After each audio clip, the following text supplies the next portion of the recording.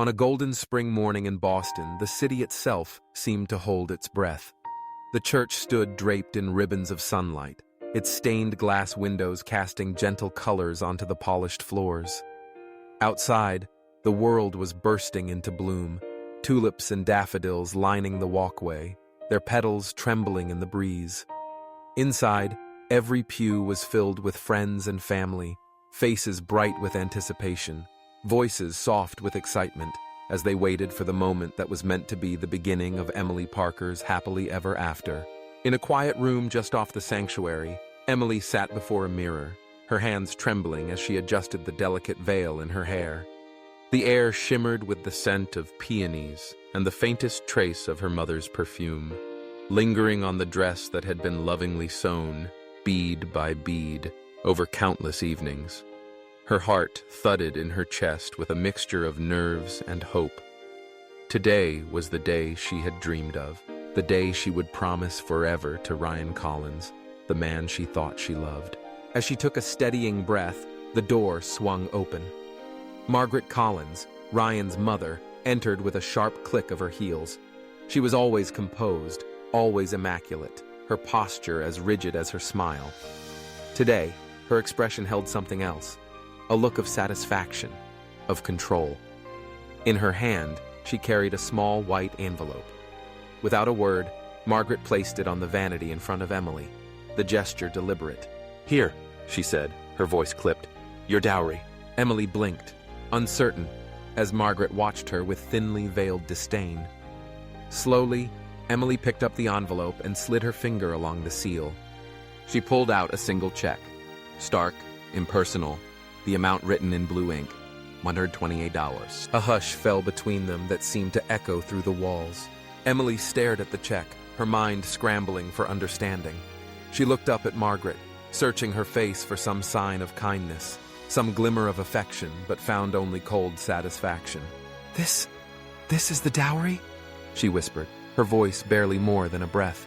Margaret's lips curled into a tight, dismissive smile. "Don't act so shocked. You should be grateful we're even giving you something. After all, you're marrying into our family." Outside, the hum of conversation shifted. Whispers grew louder, curiosity turning to concern as the story of the meager dowry began to ripple through the guests. Emily felt her cheeks flush, not with shame, but with anger. The gesture was more than just a slight. It was a message. One that told her, in no uncertain terms, exactly how little she was valued by the family she was about to join. The door creaked again and Ryan appeared, his face anxious. "Emily, what's wrong?" he asked, glancing between her and his mother. Emily held up the envelope, her hand shaking.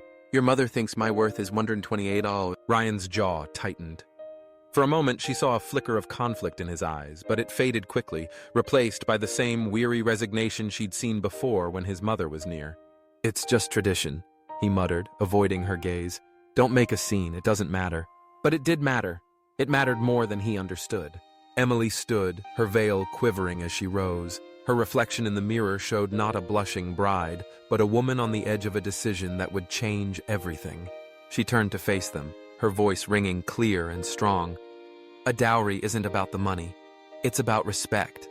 And today, your family has shown me exactly how much, or how little, you think of me. If I accept this, I'm accepting a life of humiliation."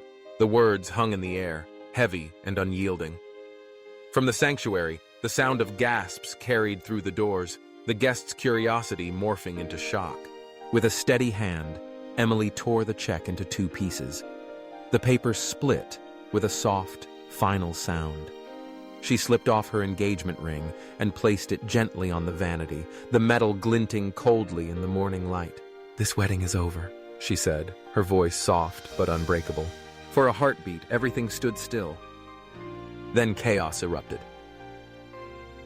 The doors to the sanctuary flew open and the guests surged forward, their whispers now frantic and sharp. Margaret's face twisted in outrage as she stepped toward Emily, her voice rising. "How dare you? Do you have any idea what you're doing?" Ryan reached for Emily, his expression desperate. "Emily, please, don't do this. Let's just talk. We can fix it." But Emily stood her ground, her eyes never leaving his. She saw in his face the man she had loved, the man she had imagined sharing her life with.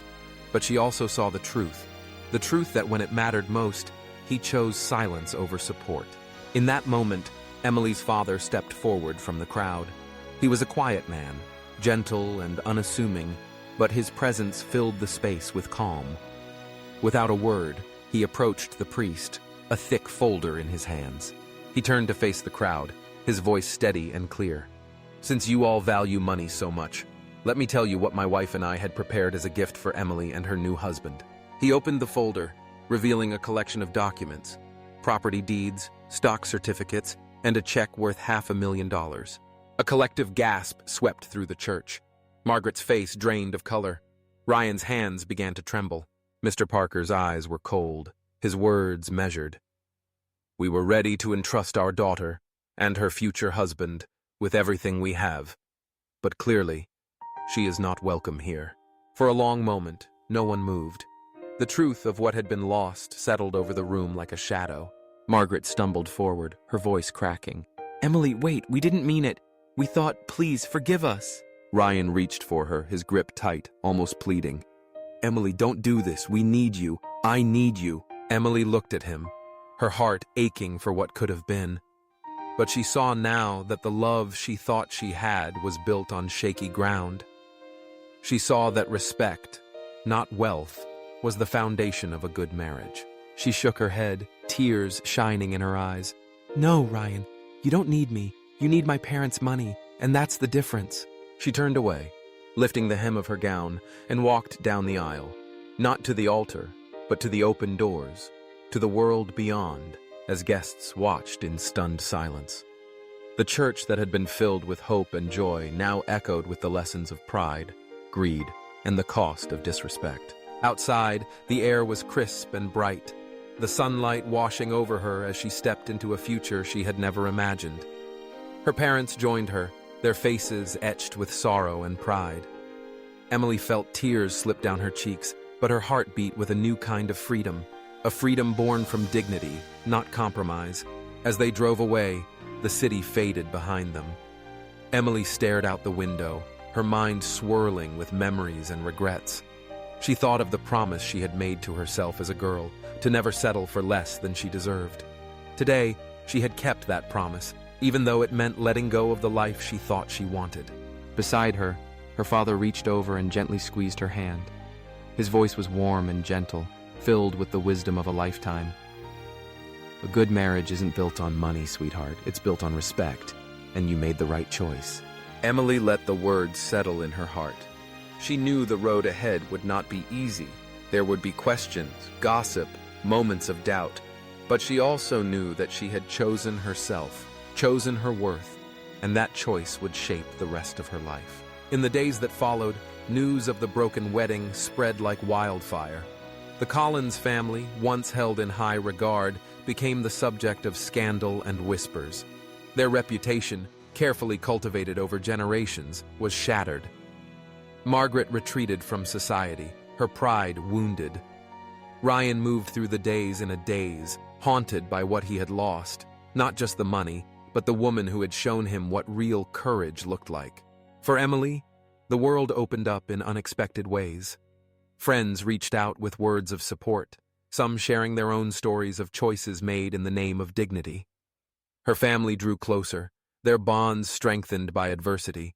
She poured her energy into her passions, discovering new talents and dreams that had lain dormant beneath the surface. There were nights when loneliness crept in, when the weight of all she had lost pressed down on her. But in those moments, she reminded herself of the lesson she had learned, that self-respect was worth more than any check, any ring, any ceremony. That love, when it came, would be a partnership of equals, built on trust and kindness. As spring turned to summer, Emily found herself walking through the city's parks, the world alive with possibility.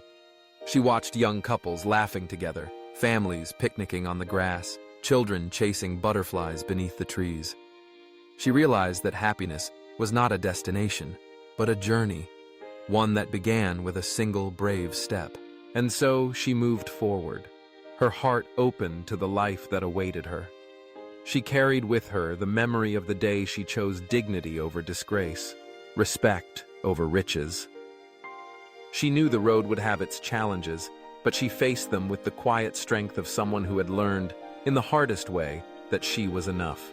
In time, Emily's story became more than just a cautionary tale. It became an inspiration, a reminder that every person has the right to demand respect, to stand up for their worth, no matter the cost. Her courage sparked conversations in homes and hearts across the city, encouraging others to reflect on their own choices, their own values. Somewhere, perhaps, Ryan looked back and wished he had chosen differently.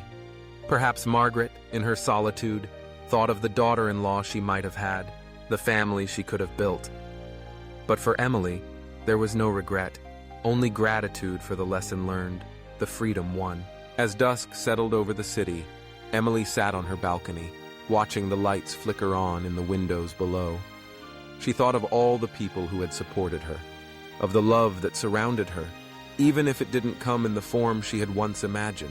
She took a deep breath, feeling the cool air fill her lungs, and smiled. The world was wide and waiting, and she was ready to meet it, step by step, heart first. If this story moved you, or made you think about the true meaning of respect and love, share your thoughts in the comments below. Have you ever had to stand up for your own worth, even when it was hard? Your voice matters. Let's inspire and grow together.